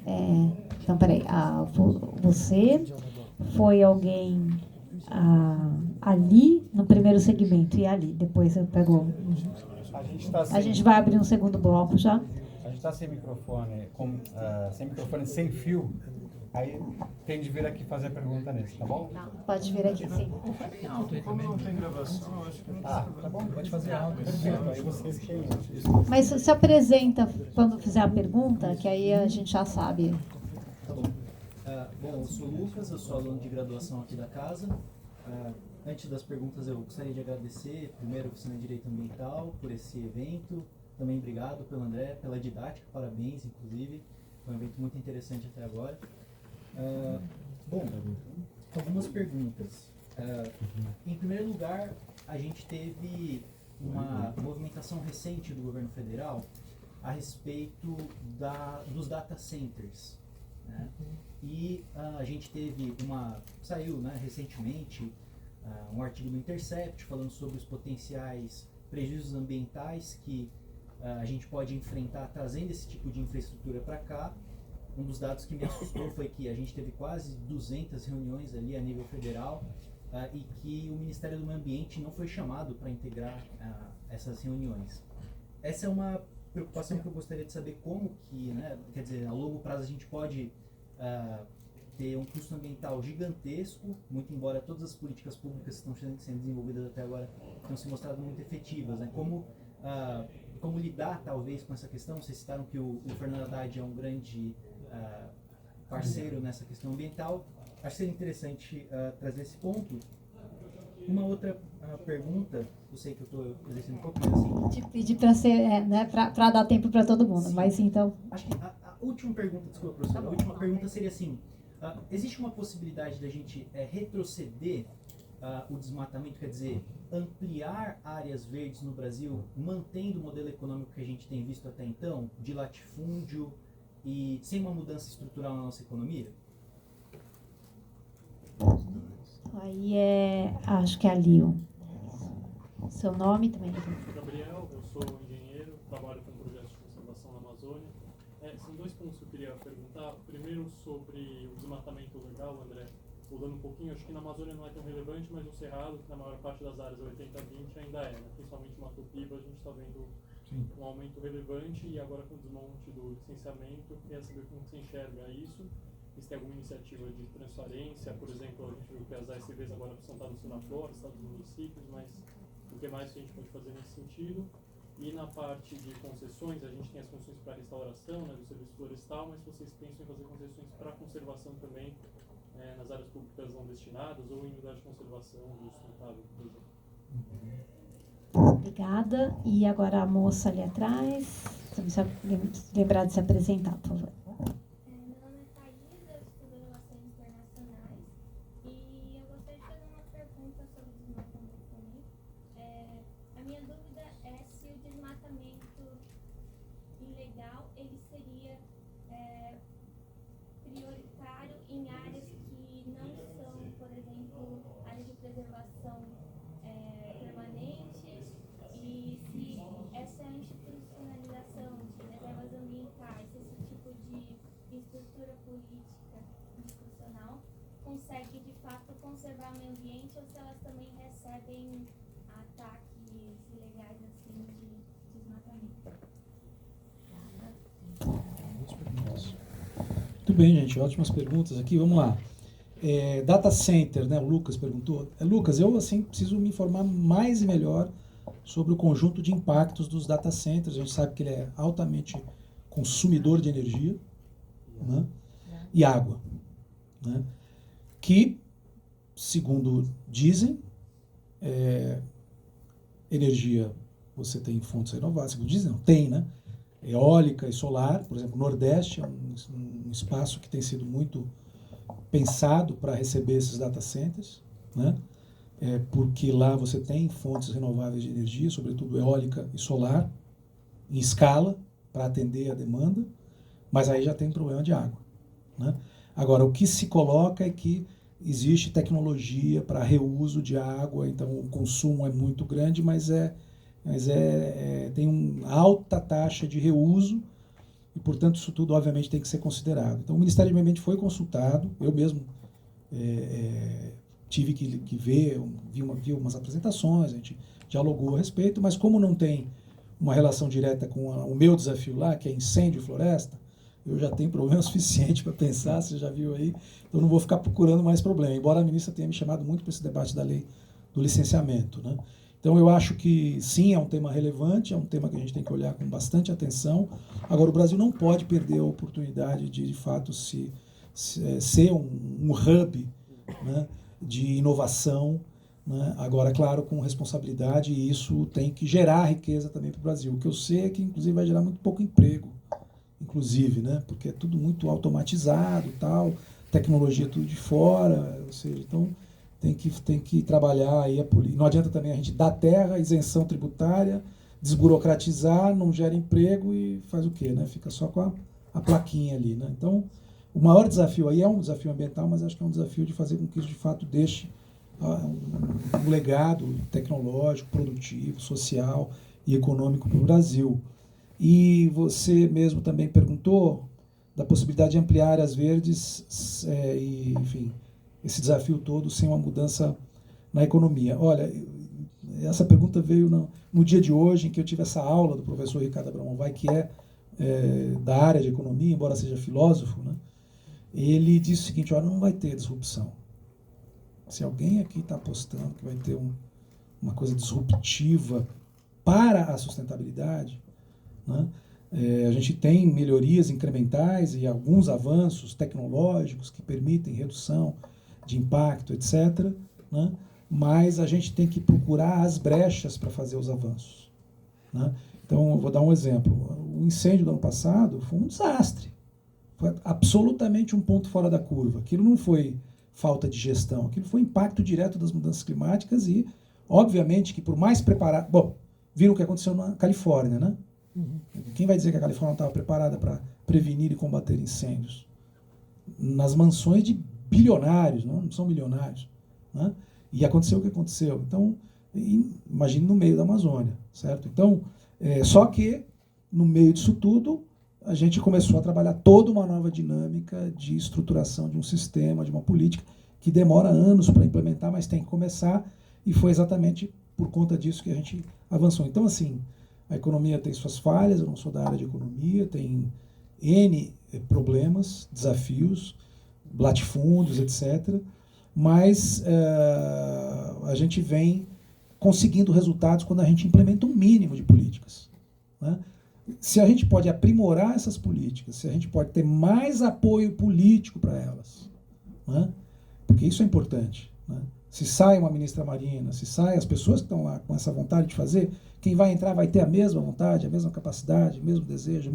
Esse é o nosso maior desafio, né? Nós não vamos mudar o sistema econômico, né, no curto prazo, né? E eu acho que tem muita mudança que tem que acontecer. Então, nós temos que fazer com a carroça andando, né? Gabriel perguntou a respeito do desmatamento legal no Cerrado e se com o processo de licenciamento ambiental se isso pode aumentar. Olha, a gente conseguiu, talvez vocês não tenham tido tempo ainda de ver os resultados dos vetos, né? Não foi o veta tudo, até porque não existe, assim, tem que ter sustentação política para as coisas, né? A gente não vive de sonhos de delírio. Não adianta, veta tudo e no dia seguinte isso é um confronto com o Congresso Nacional, no dia seguinte eles derrubam tudo sem nenhuma conversa. Pode ser até que aconteça isso, derrubam todos os vetos, mas a gente foi muito razoável na escolha pontual de onde vetar, e não foram poucos. Foram 63 vetos, todos aqueles que a gente apontou que poderiam causar algum tipo de problema na dinâmica de desmatamento, de incêndios, ambiental, todos a gente conseguiu consenso a fórceps dentro do governo, porque é um governo que tem setores da economia do milênio passado tentando se manter na crista da onda, né? Petróleo, né? O agro antigo, está dentro do governo também, né? Então a gente teve que fazer um debate muito forte dentro do governo e nós conseguimos fazer um processo que eu diria que é quase um milagre, porque a gente conseguiu vetar tudo que era problemático. Vamos apresentar uma medida provisória para recompor aquilo que é problemático, mas a gente não podia deixar de apresentar uma solução para o parlamento, para mostrar boa vontade de diálogo. Na hora, eu vetamos isso aqui, mas apresentamos uma solução para discutir com o Congresso. E um projeto de lei também resolvendo uma série de outros problemas. Então, na verdade, nós estamos chamando para o diálogo. Ó, foi muito ruim o que vocês aprovaram, mas não vamos rejeitar tudo. Tem coisas boas? Tem. Tem coisas neutras, então as neutras passaram, as boas passaram e as ruins foram vetadas. Então tem uma construção. Então eu diria que o desafio do Cerrado, ele independe um pouco dessa coisa do licenciamento, né? Ele tem a ver mesmo com uma dinâmica que a gente pode debater no curso de Filosofia do Direito, que é o seguinte: a lei humana é justa com a natureza? Pergunta para a gente refletir, né? Por quê? Porque é possível, o Código Florestal é uma lei bastante rigorosa, mas no Cerrado ele permite desmatar 80% da propriedade. Ou seja, tem que manter 20%. E o povo do agro reclama, diz que é muito, né? Se todo mundo resolver desmatar os 80% que a lei autoriza, o que vai acontecer? Além da perda da biodiversidade, eu não vou nem considerar isso, só em termos de impacto hídrico, o caos, um colapso. Ou seja, a lei é inconstitucional. Porque a Constituição não diz que a gente tem que preservar os processos ecológicos essenciais, não diz que a gente tem que manter o meio ambiente ecologicamente equilibrado, bem de uso comum do povo, barará, essencial a sadia qualidade de vida, bem indisponível, né? Cláusula pétrea, interpretam os juristas mais modernos, apesar de não estar no artigo 5º da Constituição, né? Então, uma lei que autoriza desmatar 80%, ela é legal, mas ela é inconstitucional. Porque se todo mundo resolver aplicar a lei, é legal, todos podem, se um pode, todos podem. É um desastre, porque nós vamos secar o cerrado. Se secar o cerrado, acaba com a galinha dos ovos de ouro, que é onde a gente está aumentando a produção agropecuária brasileira. Então essa é uma discussão a ser feita. Como é que a gente vira o jogo sem mudar a lei, porque não tem clima para ir lá no Congresso Nacional e dizer essas belas palavras que eu disse? A gente não passa na portaria do Congresso Nacional com esse discurso, né? Nós vamos ter que discutir com o próprio agro se eles vão querer cortar o galho sobre o qual eles estão sentados. Essa frase é uma frase de um antropólogo brilhante do Instituto Socioambiental, ele diz assim, ele lançou um programa chamado, tinha o Avança Brasil do Fernando Henrique, ele lançou o Amansa Brasil. Não vamos cortar o galho sobre o qual estamos sentados. Essa era a dinâmica proposta. Então, se o agro vive do clima, e não vai ter irrigação para todo mundo, se todo mundo também for lá puser o seu canudinho lá, puxar a água do lençol freático para irrigar, não vai ter água para todo mundo, certo? Então nós vamos ter que propor um acordo. A gente deu um passo nesse sentido, e aí a Estratégia Nacional de Clima, que é a pauta de vocês desse semestre, está tratando disso. Uma grande novidade, eu chamaria atenção para isso, né? Vocês que vão estudar esse assunto. Nós colocamos toda a emissão por desmatamento em propriedade privada, saiu do chamado setor uso do solo e foi para o setor do agro. Isso é uma mudança de conceito radical, que é o seguinte, de novo, criatividade, né? Por quê? Mas os caras dizem, na lei de carbono, eles não disseram que é usufruto civil, então o carbono é meu, então eu posso vender, eu posso me capitalizar com o meu carbono florestal? Posso. Então, se é seu, você tem que cuidar. Não somos nós que vamos cuidar, né? É seu para vender, mas para proteger é nós. Então, as emissões por desmatamento legal não serão mais contabilizadas no setor tradicional chamado LULUCF, que é Land Use Change in Forest, que é o uso do solo, mudança do uso do solo e floresta. No inventário brasileiro vai passar a ser emissão do setor agropecuário. O que significa dizer o seguinte, a política agrícola agora tem que dizer o que ela vai fazer com esse carbono. Vai desmatar os 80% do cerrado? A emissão do setor agro vai lá para cima. Então é o agro que está comprometendo a mudança climática, porque ele é que está emitindo. Então, a mudança de responsabilidade vai trazê-lo para um debate. Bom, então agora vamos usar a criatividade dos nossos economistas, porque esses caras estão cheios de isenção. De que fazendeiro paga imposto de renda por produção?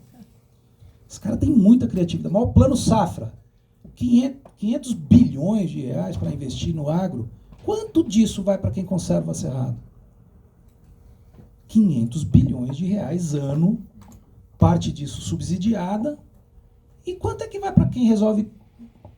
Eu sou obrigado a preservar 20, se eu preservo 40, eu podia ter algum benefício com isso. Então vamos trabalhar os instrumentos econômicos, a criatividade econômica e financeira nacional a serviço não das petroleiras, do setor automobilístico, do agro antigo, a serviço da nova economia, né? Esse é o nosso grande desafio.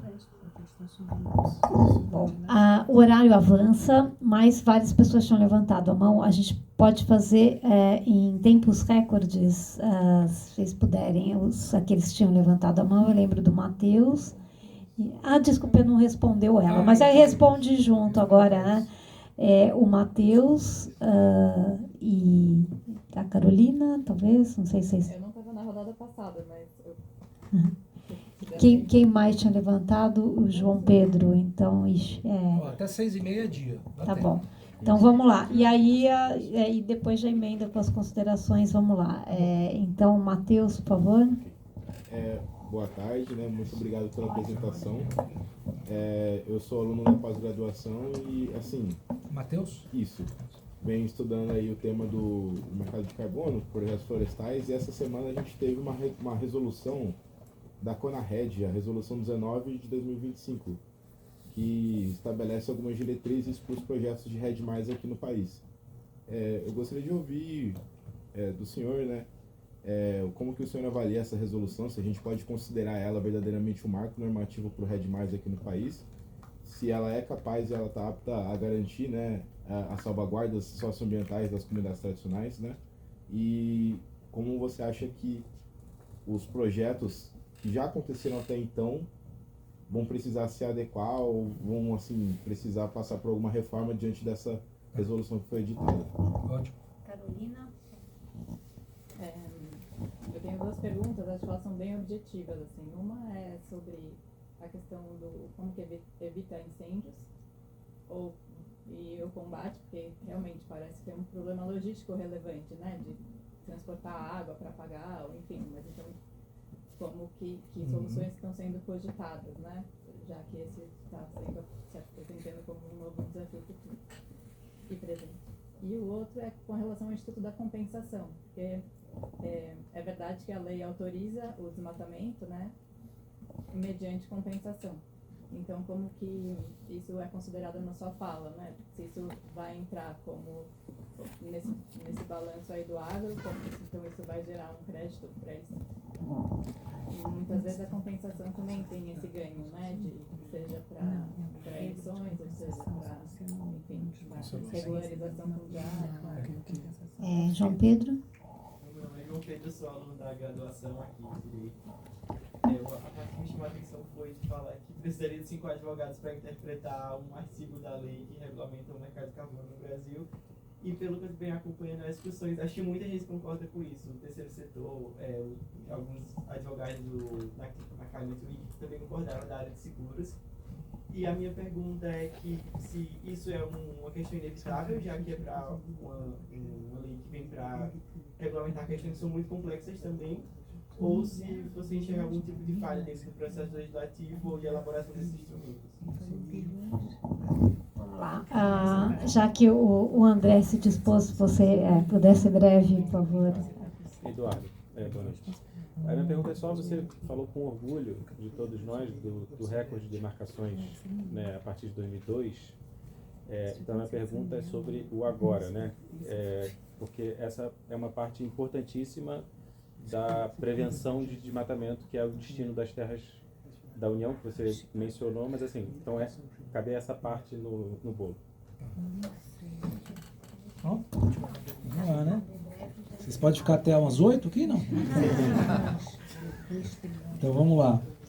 Eu tenho que voltar lá na Thaís. Né, Thaís? Relações internacionais? Muito bem, precisamos muito disso. Vai lá para a COP?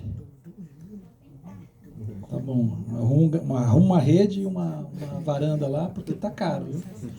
Tem amigos lá em Belém? Dá tempo de fazer amigos lá. Thaís, você colocou aqui ilegal, prioritário, áreas de preservação, se a institucionalização em unidades de conservação, essas áreas protegidas têm sido suficiente para barrar a expansão, o desmatamento, a ocupação ilegal e tal, enfim. Sim, né? Tem sido, vou dizer assim, suficiente seria dizer que não está tendo nenhum impacto. Não, isso não. Mas se você comparar o que acontece fora e dentro das unidades de conservação, de longe você vê que tem impacto, né? E claro que em situações onde você tem uma posição firme de proteção da área, né, você consegue resultados maiores. Onde a gente aumenta a fiscalização, a gente consegue resultados maiores, né?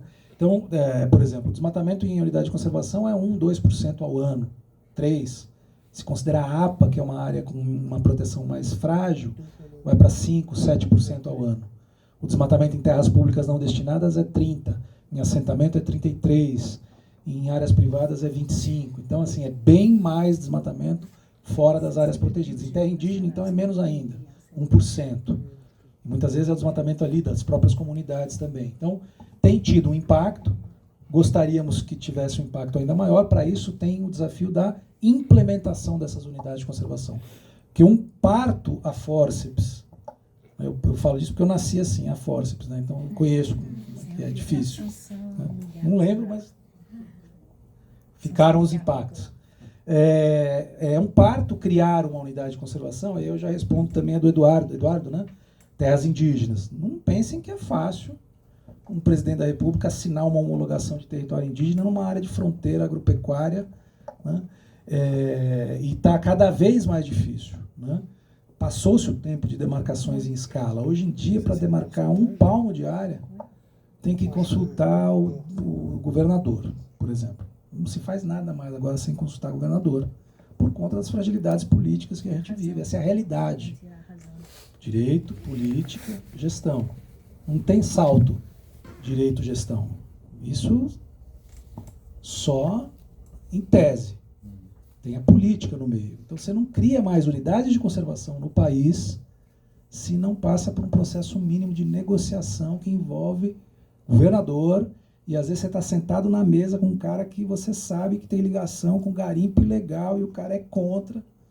Entendeu? Então é um enorme desafio criar novas áreas, mas elas têm tido resultado e a gente tem conseguido criar novas áreas, apesar de uma intensidade muito menor do que já foi, né?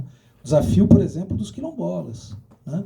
Mais de 80% dos territórios quilombolas né? São reconhecidos como tal, mas sem titulação, porque a realidade fundiária do Brasil é um caos.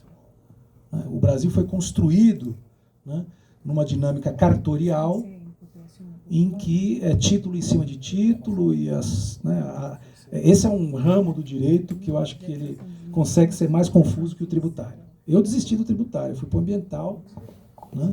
Mas aí no ambiental eu me deparei com o fundiário. O fundiário é um caos, né? E eu acredito que seja um caos deliberado, porque só quem conhece, entende, sabe, manipula, né? Mas está melhorando muito, a gente está conseguindo sanear a base cartográfica fundiária no Brasil, vai demorar alguns anos, né?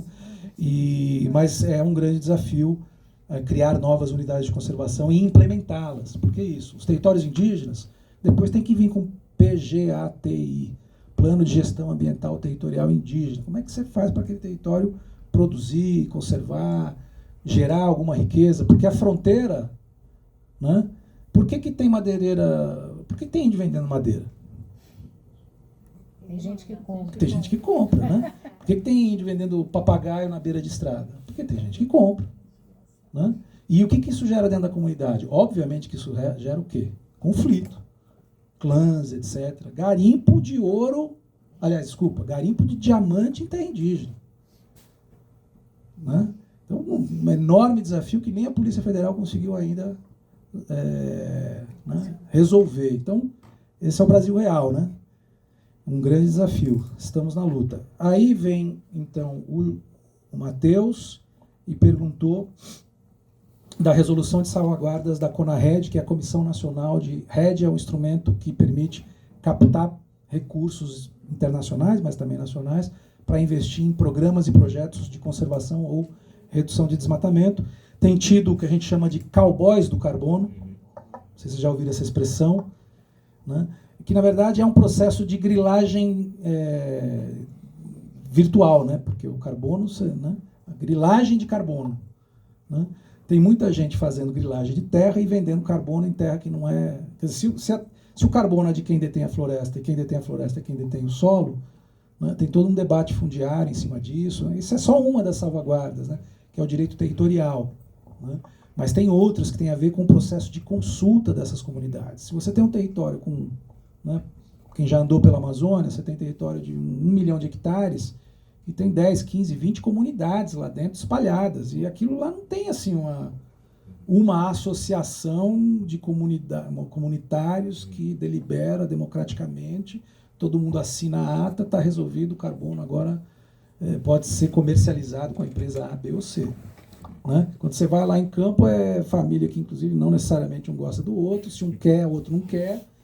E como é que você faz um contrato para, entre aspas, vender, negociar, transacionar com segurança jurídica, com investimentos transnacionais, para cair um recurso lá e beneficiar aquela comunidade, se tem que ter o tal do CLP. CLP é consulta livre, CLPI, consulta livre, prévia e informada. Que em territórios indígenas tem que falar na língua deles para ser CLPI, tem que ter o protocolo, cada povo indígena, cada etnia tem uma língua. Você não vai lá consultar os caras em português ou inglês. Aliás, tem contratos em inglês que os caras assinam com um polegar ali. Não tem nem tinta. Eles mancham na terra e põem assim, pum. E sai com um contrato para vender carbono. Então, essas salvaguardas que a CONARED... a CONARED está na minha secretaria e eu sou o presidente dessa comissão. A gente fez longos debates com comunidades tradicionais, povos indígenas, advogados, o setor empresarial. Então teve um grande acordo e um grande consenso ali. Teve alguns dilemas, mas a gente conseguiu aprovar normas mínimas. São exequíveis? Bom, todos concordaram, inclusive aqueles que estão interessados em transacionar carbono. Então agora vamos à prática. Essa é também, depois que você faz a política, né, o direito, a política, a gestão, a norma, porque da gestão para o resultado tem as normas, que vão fazer com que o dever ser se transforme no ser. Para quem leu Hans Kelsen, ainda ensinam isso aqui? Ainda ensinam isso aqui? Né? Então, é um bom desafio estudar esse assunto, vale a pena aprofundar. E a Carolina pergunta como evitar os incêndios. Cadê a Carolina? Não pondo fogo. Parece bobo, né? Mas é isso. Então, como é que a gente trabalha uma comunidade que não usa fogo? Não é apagando incêndio. Como é que você evita incêndio? Não é apagando. Apagando é quando já não deu certo. Aí a gente tem que se virar. E no meio do fogaréu, eu já apaguei incêndio. Com 25 voluntários, durante 3 dias, no entorno de uma estação ecológica em Piracicaba, e a gente salvou 70 hectares de jequitibás de mais de 200 anos. Né? É um salve-se quem puder, né? Com risco de vida. Aliás, morreram 2 pessoas semana retrasada em Brasília apagando incêndios. Caras muito experientes, com 65 anos de vida, 40 anos de brigadista. Né? Então, tem toda uma lógica, que não vai dar para eu explicar aqui assim, em detalhes, mas é a política de manejo integrado do fogo. O que é isso? É saber usar o fogo do jeito certo na hora certa. Para quem precisa usar o fogo. Quem não precisa usar o fogo, a gente tem que trabalhar, educar. Por exemplo, eu perdi uma agrofloresta, que a gente investiu mais de 50 mil reais em Brasília, porque o vizinho, isso no limite do Parque Nacional de Brasília, tá? Uma área protegida, zona de amortecimento da unidade de conservação. O vizinho não tinha onde jogar o lixo dele, o que ele fez? Queimou o lixo. Só que ele, em vez de queimar o lixo e apagar o fogo, ele queimou o lixo e foi cuidar do frango. E largou lá o lixo. Tá? Na hora que queimar o lixo, acaba o fogo. Seca em Brasília. Seca.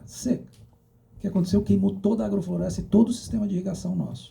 Mas você está falando da conscientização. Conscientização, uso do fogo, incentivos. Isso chama-se... A gente precisa criar comunidades resilientes ao fogo.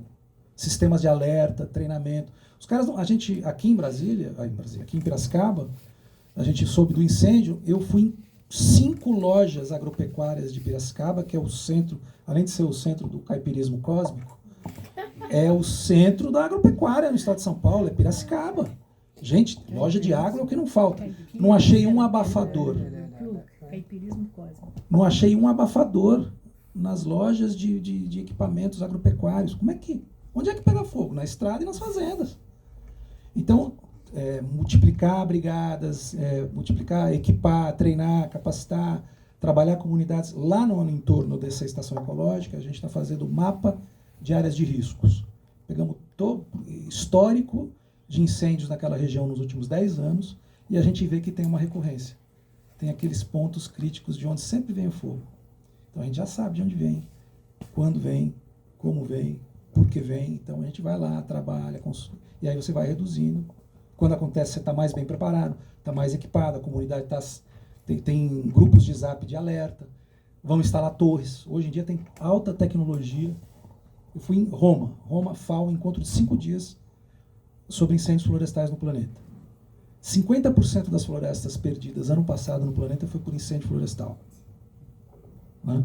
Os caras estão investindo alta tecnologia. Turquia está fazendo aquelas aeronaves não como é que chama? Tripuladas, né? Que é um mega drone que ele fica numa torre, ele detecta incêndio num raio de 100 km. Em 3 minutos, 2 minutos que ele detecta uma fumaça, ele voa. Vai até lá, liga o sistema de câmera 360 graus que enxerga mais 100 km. E ele encontra quem botou fogo, acompanha o cara até a casa dele. É incrível como eles mostraram isso, sabe? Parece coisa de cinema. Assim. Aí o cara entrou numa moto, subiu numa moto, pegou, foi numa outra área, tacou fogo. Pegou, foi numa outra área, tacou fogo. E ele continua acompanhando o cara até a casa dele. E aí pegaram o cara. Então, assim, altas tecnologias para isso, claro que não é isso que vai resolver, né? Mas, então tem todo um trabalho por isso que eu chamei, comunidades e territórios resilientes ao fogo. Onde é que são as áreas mais críticas, o que tem que ser feito? Isso é mudança de cultura, né, do fogo no Brasil. A gente tem uma lei para isso, essa lei não só permite, mas ela induz a isso, que é a elaboração de planos de manejo integrado do fogo em propriedades, em conjunto de propriedades, em territórios indígenas, em assentamentos. Eu estou indo semana que vem para a Bahia. No interior da Bahia, eles têm uma associação dos irrigantes da Bahia. São 500 produtores rurais que se uniram e montaram um plano de prevenção de incêndios. O único lugar no Brasil que reduziu incêndio ano passado. Por quê? Porque eles gostam da biodiversidade? Não, porque eles plantam algodão. Já imaginou? Né? Então, mas eles desenvolveram um sistema altamente sofisticado, né? O cara tem aeronave, tem planejamento, tem a educação ambiental nas escolas, tarará. Então tem saída, a gente precisa querer. Eu estou me alongando aqui, né? Não tem mais. Eu preciso. Tá bom, então está faltando aqui compensação. Porque agora está trânsito também, né? Não adianta sair agora. Desmatamento legal mediante compensação. Na Mata Atlântica é assim. A lei diz que para cada hectare desmatado tem que compensar, tem alguns estados que inclusive cobram a mais, né? Mas no Cerrado não tem essa obrigação. Então o Cerrado não tem essa compensação. É um mecanismo que a gente pode também trabalhar. Vai desmatar, então tem que compensar. Até no Cerrado, eu tenho dito assim, não falo muito de desmatamento zero lá, porque espanta o povo do agro, os caras ficam assim desesperados. Como zero? Eu tenho 80% de área lá que eu posso desmatar e você me vem com esse negócio de zero? Nem pensar. No Cerrado, eu estou propondo um projeto que chama Cerrado 50-50. Que é o seguinte, vamos preservar 50% do Cerrado? E os outros 50% vocês vão usar? É porque nós já chegamos nos 50%, entendeu? Já desmataram os 50%. Mas aqui é justo. Não tem 50, 40, né? Então, mas o que a gente precisa fazer? Olha, são 5% de APP, Área de Preservação Permanente. 10% de área de reserva legal, já deu 15%. Mais 12% de unidade de conservação e terra indígena. 15 mais 12? 27. Né? Está faltando alguma categoria aqui que eu não estou me lembrando. Mas tem unidade de conservação, terra indígena, tem mais algumas terras públicas. Eu sei que a gente já tem 37% de área.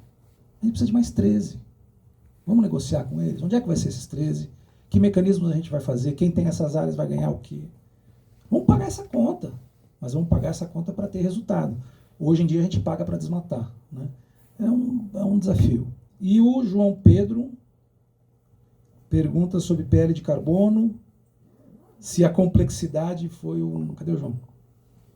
Você usou uma palavra que eu não anotei aqui. Se a complexidade foi um desvio de... Se ela já foi inerente à complexidade do problema... Algum equívoco no Congresso Nacional. Você já acompanhou alguma votação no Congresso Nacional? Eu diria que não é um equívoco. Mas é assim, dizem que salsicha e leis é melhor não saber como são feitas. Porque salsicha você não come e lei você não cumpre. Né? O processo de aprovação de uma lei ele varia muito dependendo dos setores. Lei ambiental no Brasil, principalmente aquelas que afetam de alguma maneira o agro, né? A gente tem muita dificuldade de negociar, porque é negociação difícil. Então, que nem valsa, né? São 2 para lá, 2 para cá, e você vai equilibrando. E no 2 para lá, 2 para cá, às vezes quando você junta os dois, não dá uma valsa. Entendeu? Dá uma coisa que eu não sei nem qual é o nome. O projeto de carbono, você pegar lá, não me lembro agora que artigo que é, mas a definição de projeto de RED é um negócio que eu nunca vi. Eu juro. São 10 linhas de definição. Não é a definição, é a tese. Definição, redução de emissões por desmatamento e degradação florestal. Uma narração, é uma coisa de louco. Aquilo é o quê? É o que a gente conseguiu fazer. Podia vetar? Podia, mas se vetasse, ia começar tudo de novo. Então agora, na regulamentação, para que serve a regulamentação? Para esclarecer, para clarear, para direcionar. A gente vai ter que equilibrar os pratos e dar uma utilidade prática. O fato de ser confuso abre pelo menos oportunidades para a gente acertar como é que se diz? Na interpretação. Porque se ele fosse preciso, mas equivocado, você não corrigia na regulamentação. Entendeu? Então ficou confuso porque um botou um pedaço do parágrafo, outro botou outro parágrafo, depois pôs uma vírgula. Não, mas tem que entrar isso, tá? Então tá bom. Então permite algum nível de interpretação que pode ser bem direcionado. Tem um certo risco de insegurança, mas vamos ter que conviver com isso. Amigos, eu acho que eu respondi todas, pelo menos dentro do possível, né, professora? E eu quero dizer, para mim, da alegria, da oportunidade de estar aqui conversando com vocês, né? E espero que tenha ajudado aí a vocês refletirem um pouco. A gente agradece o otimismo. Eu gosto do que a ministra Marina disse. Assim. Ela diz assim, mas como é que você consegue ser otimista? Eu não sou otimista. Eu não sou otimista, eu não sou pessimista, eu sou persistente. Não é otimista, a gente precisa de otimismo. Eu, assim, persistente. Se não deu certo é porque ainda não terminou. Né? Então, isso é otimismo. Então, vamos lá. Não, é porque tem que tomar cuidado com assim, certas interpretações de otimismo, porque assim, tem gente que não, otimista é meio assim, iludido, né? É diferente, entendeu? Acho que a gente tem que acreditar naquilo que sente que é o caminho. Vai conseguir? Não sei. Se eu não tentar, eu não... Tenho uma certeza, se eu não tentar, eu não vou. Certo? Não vai cair do céu. Então, vamos lá. O caminho se faz caminhando, né? Acho que é um pouco isso. Grato pela atenção de vocês, pelo interesse, pela oportunidade.